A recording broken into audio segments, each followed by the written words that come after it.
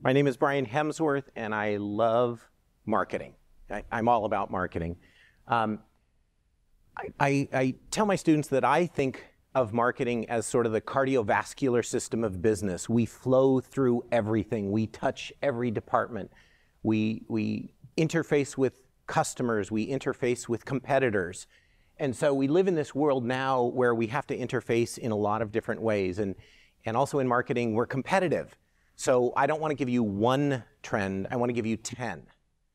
And I only have 10 minutes to do it, so I'm going to go very quickly. Hold on to your chairs as we do this. This should not make you afraid. It should make me very, very afraid to try and get through this in 10 minutes.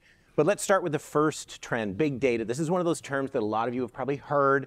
A lot of us are not really quite sure what big data means. What does it mean? Well, it very simply is the collecting, the categorizing, and the analyzing of huge sums of data. Not little amounts of data, huge sums of data.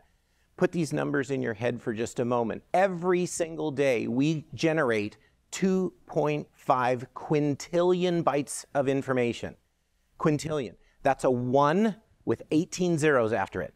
Every single day. If you look at all of the data in the entire world right now, all of the data that we possess, 90% of it was generated in the last 2 years. I mean, mathematically, we're doubling at the rate of almost every year right now. We're creating huge amounts of data. That's big data. But data itself doesn't do anything. We need to do things with data. So in marketing, we want to try and harness some of that data. And one of the really cool things that we're finding right now is called predictive analytics. And it's a fancy name for simply using that data and trying to find patterns, trying to find things that happen. I'm going to give you an example of one that's not in marketing. I apologize for that, but I think it's such a good example. I always like to use this as an example of predictive analytics. Doctors, a number of years ago, they were looking at markers of breast cancer. They looked at biopsies, and they studied these biopsies, and they found 9 different markers that indicated the possible presence or even survival rate of breast cancer. Well, they took that information and they shoved it into computers, and they began looking at it. But instead of just looking at the biopsy samples, they started looking at things like the age of people, where they lived, what they ate, what their family histories were, and they included a lot of data. Computers found 3 additional markers that no humans had ever found. Computers found them.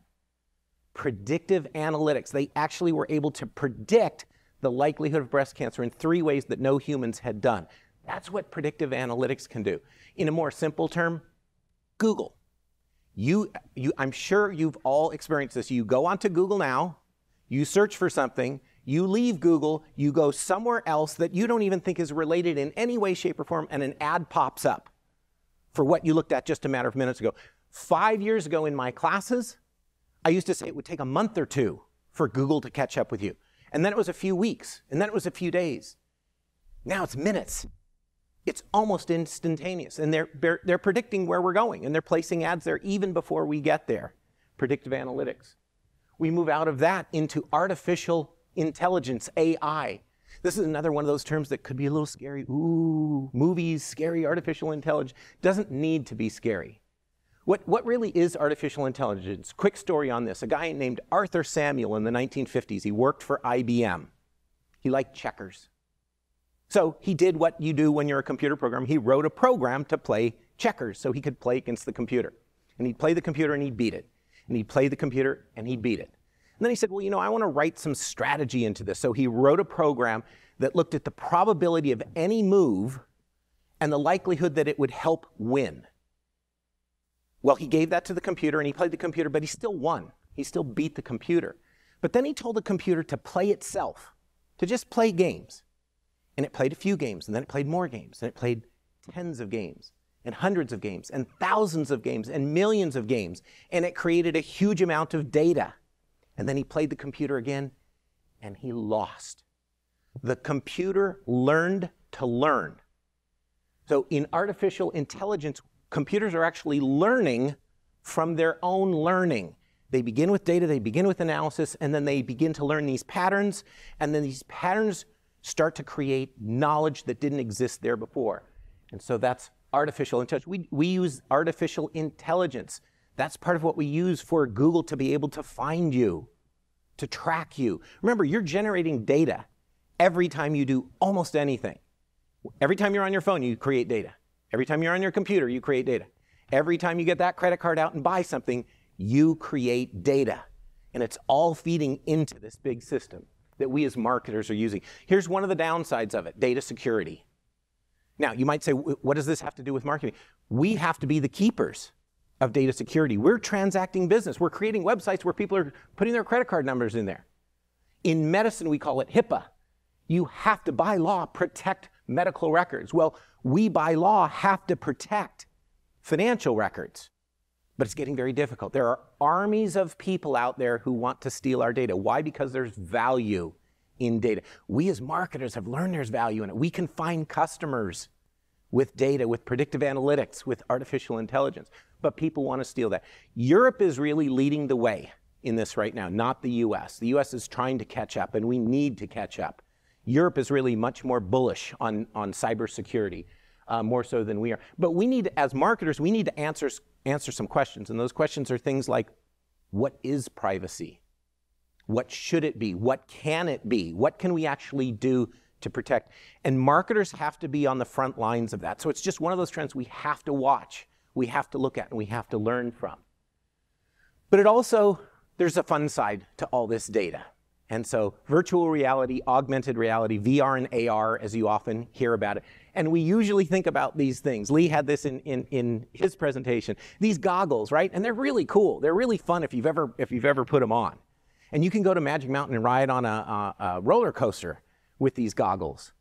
And you can go to different types of entertainment attractions with this. Well, we're actually using this in marketing right now. Not the goggles, but the technology. How many of you have ever purchased glasses online? Anybody? A few of you. So for those of you who haven't, let me tell you what it's like now.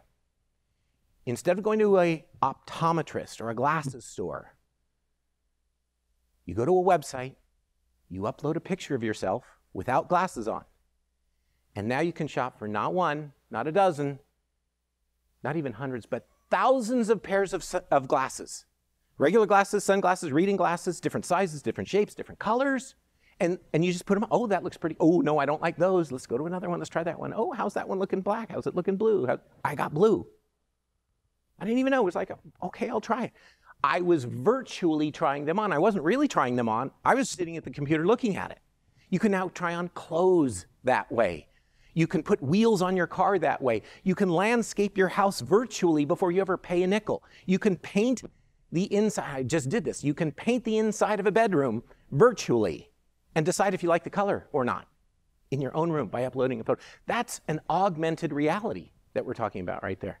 And we're using this a lot now in marketing. Okay, so the next one. Who is liking this? Well, Gen Z is liking this. And I wanted to talk about Gen Z. Gen Z came up earlier today. Who is Gen Z? Well, we as educators have been on the front lines of this. Here at Woodbury, in the last year or two, the students that walked across and graduated, we saw the very first of Gen Z graduating college in the last year or two. As educators, a lot of us witnessed a change. They were different than millennials. For the last 10 years, all we've heard about is millennials this and millennials that, and they're going to be big and they're going to be wealthy. But we've also heard a lot about the downside. And Gen Z is a lot like millennials, but there's some very specific differences. I've been teaching about 10 or 12 years. I work in marketing and I teach in marketing. And in 12 years of teaching, one of the things that I noticed is most millennials never voted, not once. After the last, I'm not going to be political, but I'm going to tell you, after the last presidential election, Gen Z was pretty pissed off. And they came out and voted. And that's part of the difference that we saw in the polls. They're much more socially active in that way. Now, they're also the first generation to ever have a smartphone in their hands from cradle to grave. First generation that will have never known a time without that technology. They're more wired than any generation, even than millennials. Downside to that right now, higher anxiety, higher depression among Gen Z and younger millennials. Now, millennials didn't like malls. They abandoned malls. Malls are almost dead in the United States. Gen Z likes malls. They still want to do shopping online, but they like the social experience of going with their friends to malls again. So there's a little bit of hope in brick and mortar retail in that way. But Gen Z is going to be much more of a force to reckon with than we thought a few years ago. They're already, think of the Parkland shootings. Those were high school kids that protested. That's Gen Z. They're active. They're doing things more quickly than millennials right now. Personalization. So this is another thing that we're seeing, and Gen Z loves this personalization. I'm going to give you an example that actually happened to me, and I'm certainly not Gen Z. And I'm not even Y, and I'm not even X. I'm before that. But here's personalization in action. So I shoot video. Our company shoots video of clients, and we put together video, and we shoot photographs.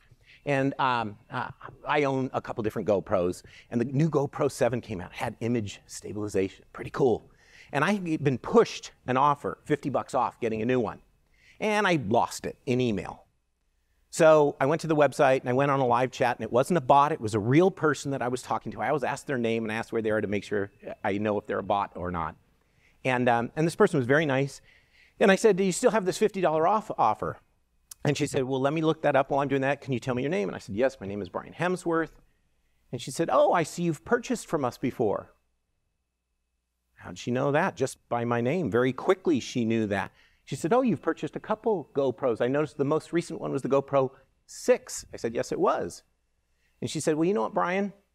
Because you've been a good customer of ours, because you bought a 6 within the last year, and you're interested in the 7, I can actually email you right now a $100 coupon off the GoPro 7. She personalized an offer for me because I was me.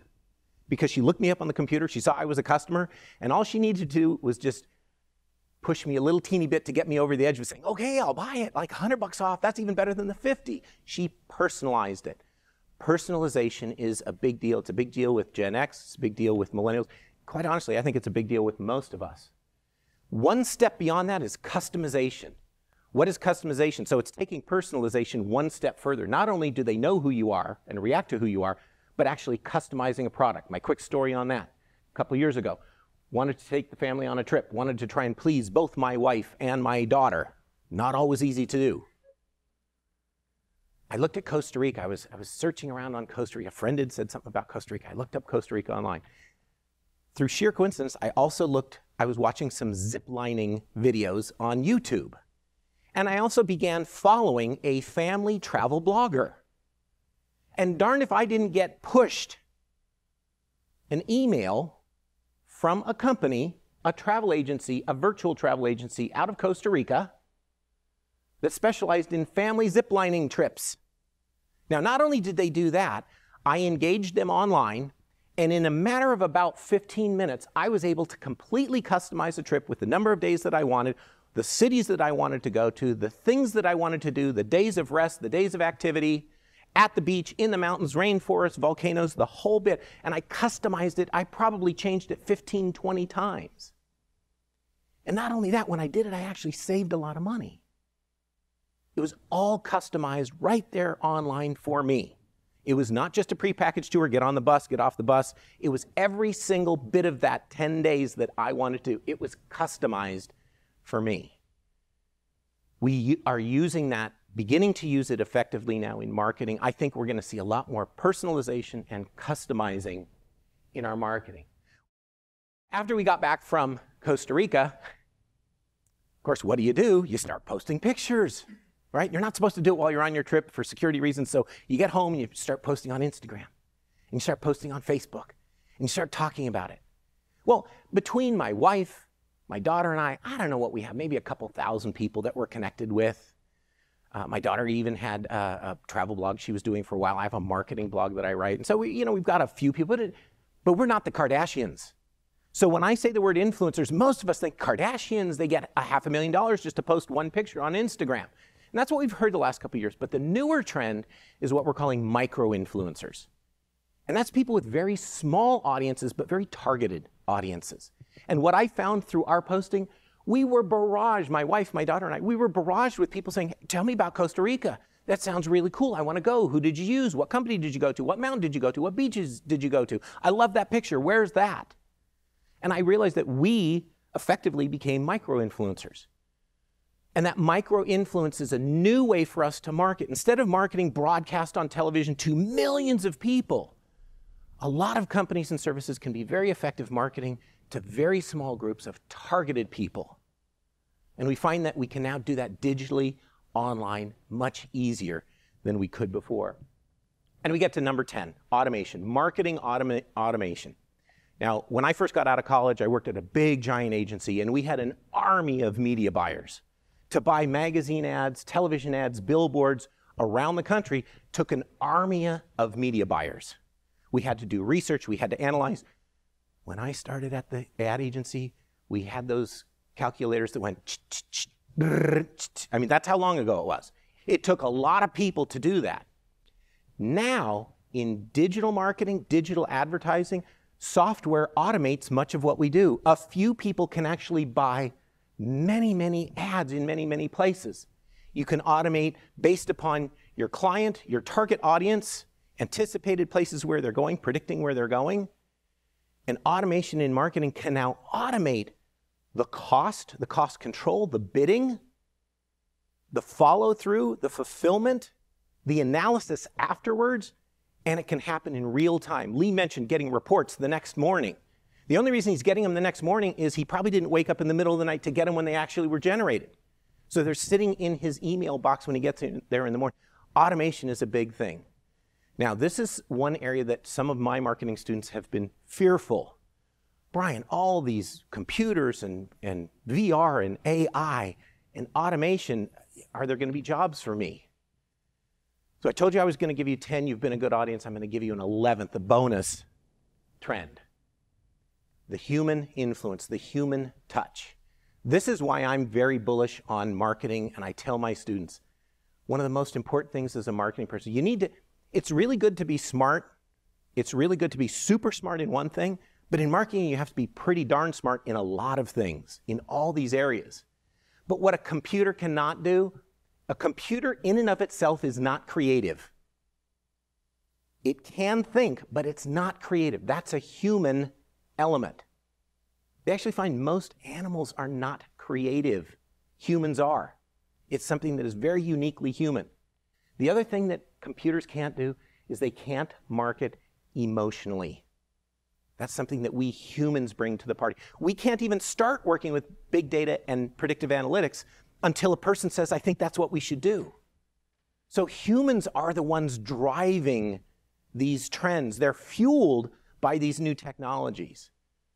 But for graduates of schools like Woodbury, marketing is a very positive place. Despite the fact that you think the jobs might be outsourced, I recommend to my students, no, the people with the knowledge. Daniel Pink, a famous author, basically says, the last 30 years have been controlled by the computer people, the Steve Jobs, the Wozniaks, all these really smart guys that created these vast databases. But our next 30 years will be dominated by the people's creative use of that data. It's what we do with it that's going to be important. And that's why I think it's such a good place, and I'm so excited for my students. They're entering a world that is new and changing. When people hire a lot of experts in the digital space, they're looking less and less like me, and they're looking more and more like our students. Thank you very much.